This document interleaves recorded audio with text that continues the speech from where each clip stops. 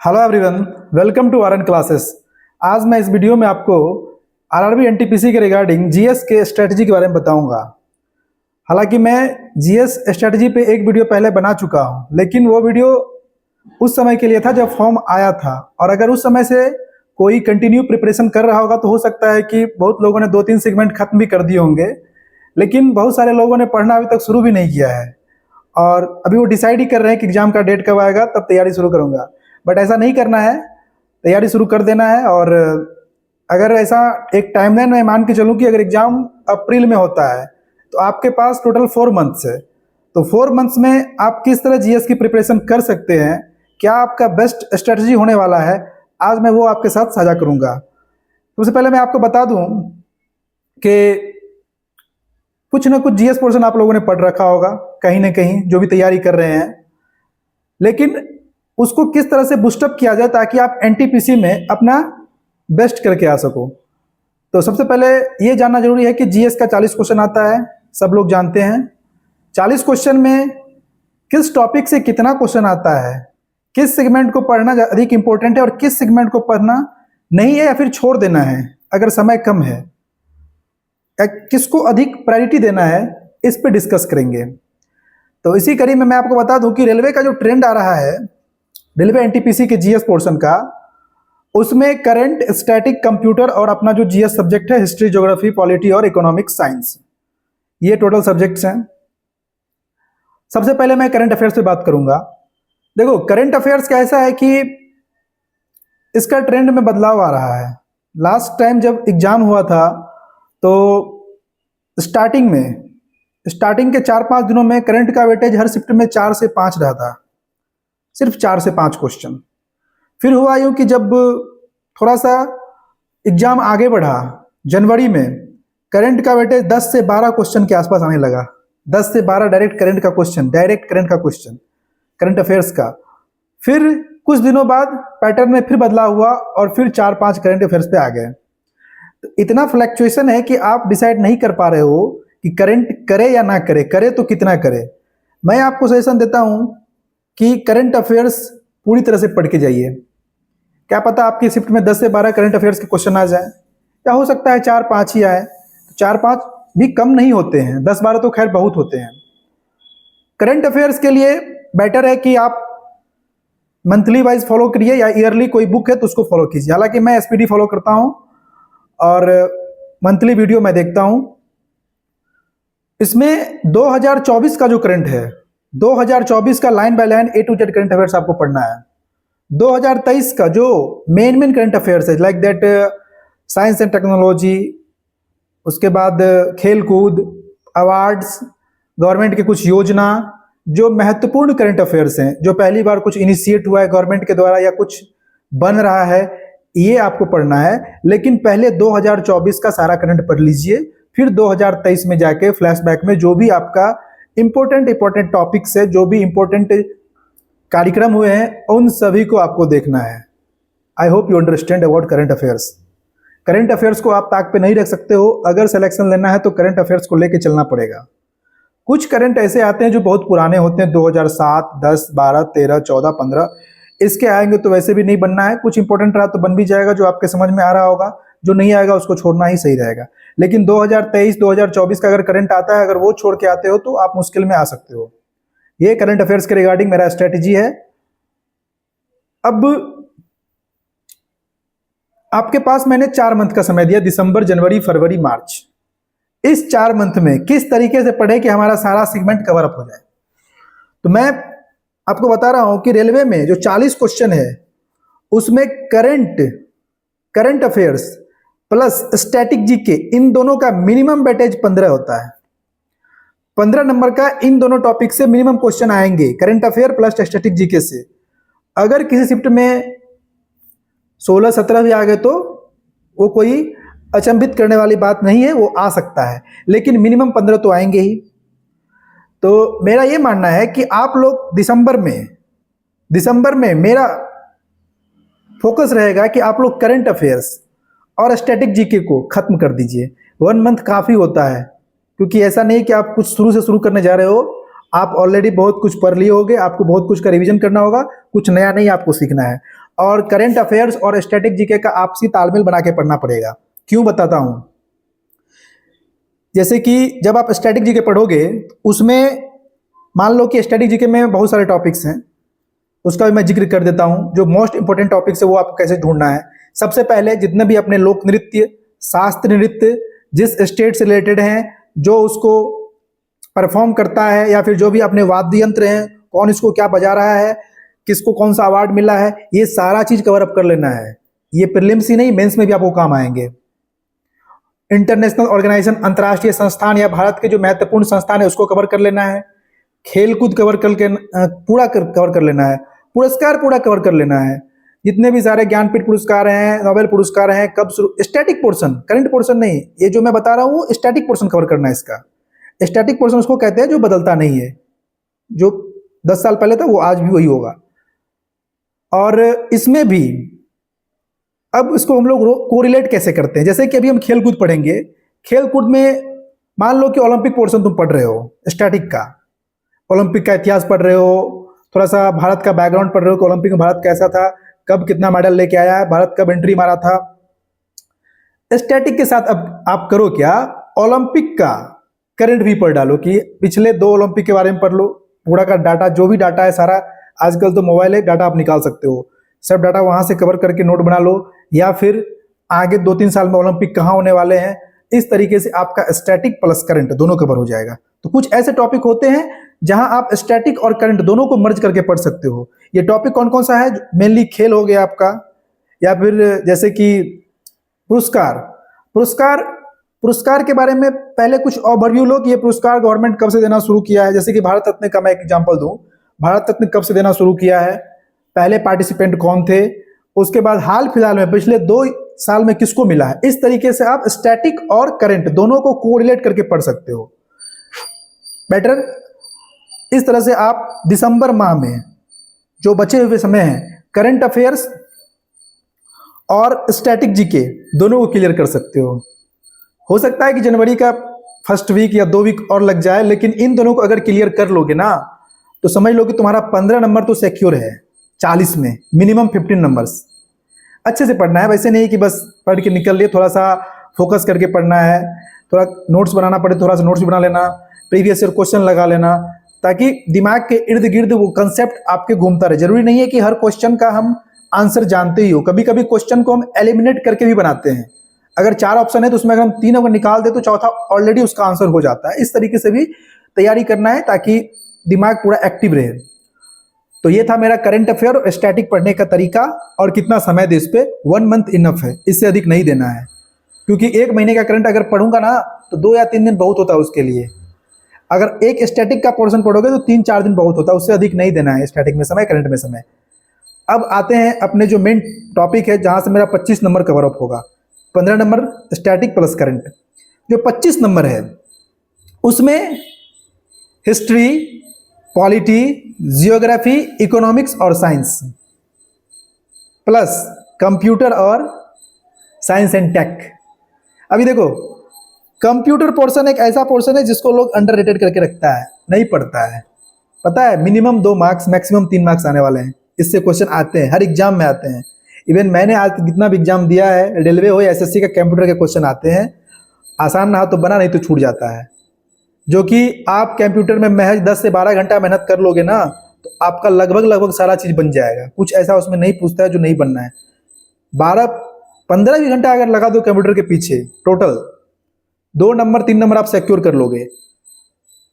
15 number हो गया आपका करंट और स्टैटिक, 3 नंबर कंप्यूटर, 18 नंबर तो आपका ऐसे हो गया। तो अगर कंप्यूटर में कोई इंटरेस्टेड है, अगर चाहते हैं कि मेरा सिलेक्शन हो, तो इकोनॉमिक्स वगैरह में दिमाग लगाने से पहले मेरा सजेशन ये रहता है कि आप जो है सो कंप्यूटर पोर्शन को पढ़ डालो। कंप्यूटर पोर्शन को पढ़ के आसानी से कम समय में आप 2 या 3 नंबर सही करके आ जाओगे। नेक्स्ट, तो मैंने 18 नंबर का बता दिया आपको। अब रहा आपके पास 22 नंबर। अब मैं फोकस करूंगा पॉलिटी और हिस्ट्री पे। क्यों?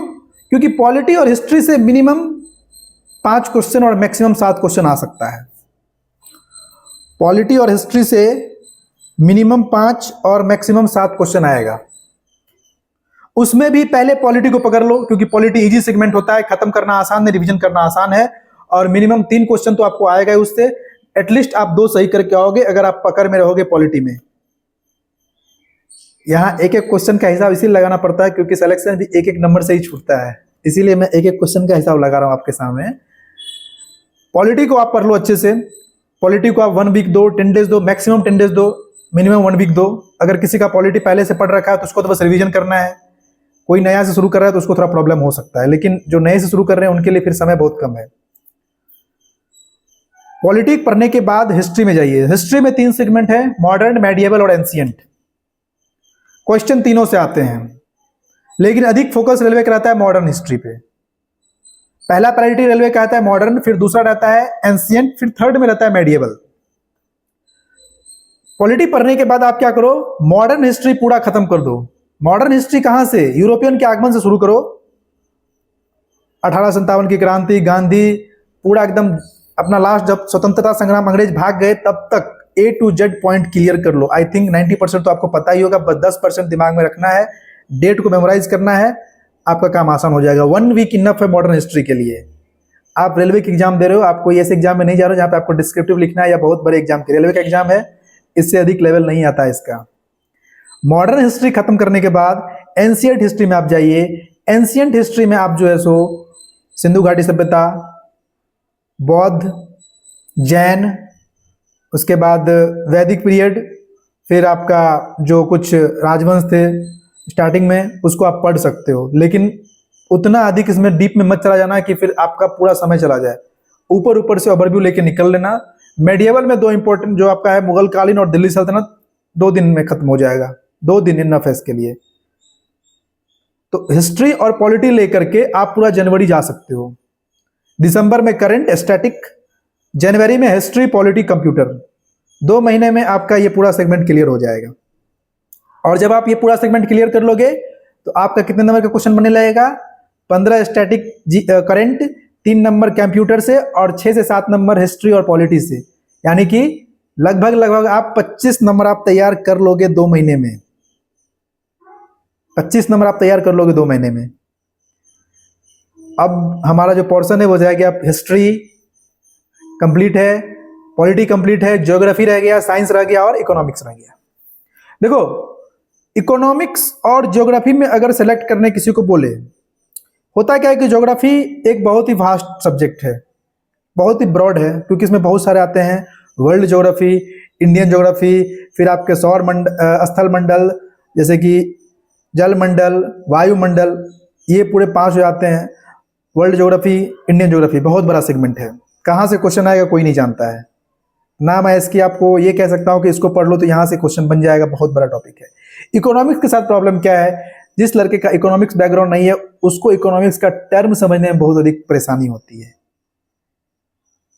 टर्म्स जो उसका होता है वो बहुत वास्ट टर्म्स होता है, इसीलिए उसको जो है सो समझना या फिर इतने कम समय में उसको इनहेल करना, इनटेक करना मुश्किल हो जाता है। बट पढ़ना तो है ही, क्योंकि क्वेश्चन तो रहने वाले हैं, हर टॉपिक से क्वेश्चन कुछ ना कुछ टच करेगा रेलवे। आप क्या करो, पहले ज्योग्राफी पढ़ लो फरवरी मंथ में। ज्योग्राफी में क्या करो, सबसे पहले इंडियन ज्योग्राफी पढ़ो, आंख मूंद करके इंडियन ज्योग्राफी को अच्छे से पढ़ो, याद कर लो बाकायदा। उसके बाद आप आ जाओ थोड़ा सा सौर मंडल वगैरह पे, जो नेचुरल फेनोमेनन है उसको पढ़ सकते हो, हिमालय वगैरह जो फलाना ढिमकाना, नदी नाला जो भी है इसको पढ़ लो।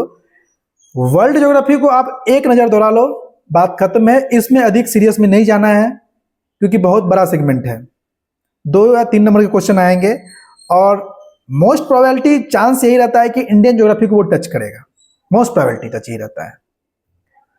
फिर आते हैं इकोनॉमिक्स पे।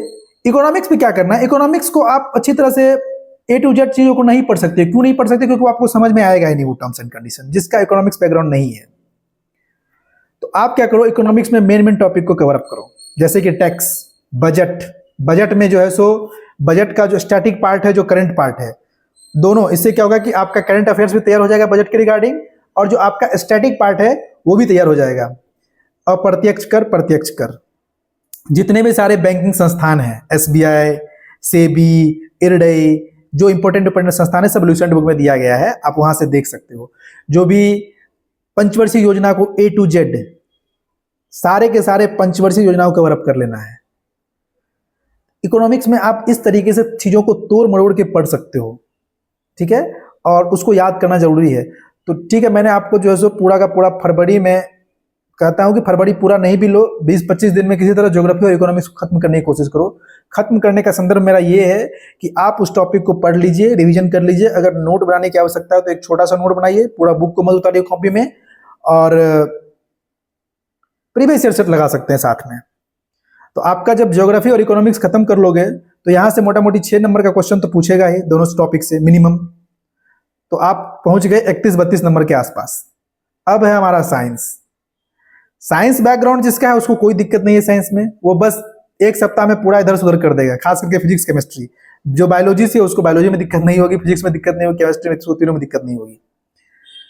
तो साइंस में जो मिनिमम मार्क्स के क्वेश्चन पूछे जाएंगे वो 6 मार्क्स के क्वेश्चन पूछे जाएंगे, 2 केमिस्ट्री, 2 फिजिक्स और 2 बायोलॉजी, मिनिमम। मैक्सिमम की मैं बात नहीं करता, मिनिमम 6 मार्क्स क्वेश्चन आएगा। तो आपके पास जो मार्च माह में अब समय मिला है लास्ट टाइम, क्योंकि अप्रैल में आपको एग्जाम में बैठना है, आप ये मान के चलो, उसमें आप क्या करो, पूरे के पूरे साइंस पोर्शन को कवर कप कर डालो।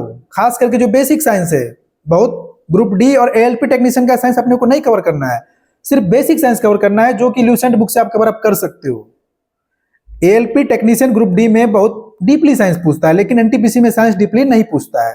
जब आप साइंस पढ़ लोगे तो आप पाओगे कि आपका 37-38 मार्क्स का प्रिपरेशन हो चुका है।